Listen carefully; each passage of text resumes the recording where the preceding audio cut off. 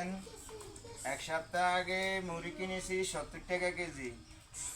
এই বৃষ্টি অথবা বন্যার পানির ক্ষেত্রে এখন এমন একটা সিন্ডিকেট দাঁড়াইছে এলাকার মধ্যে, এই মুড়ি এখন 120 টাকাতে কিনতে বাধ্য হয়েছি।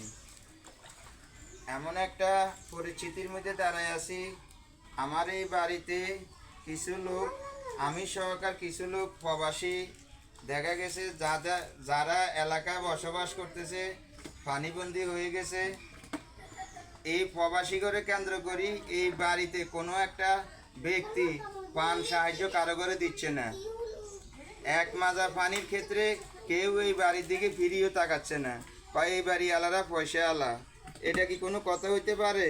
যারা পয়সা আলা তাদেরকে না দিলে সারা গেল, যারা দেশে দিন আনি দিন খায় তাদেরকে কেন পান দিচ্ছে না? একটা পানি এদিকে খাদ্য নিয়ে আমি দেখিনি আজকে 12-13 দিন পর্যন্ত কোনো একটা পানি এই বাড়িতে ঢুকতে।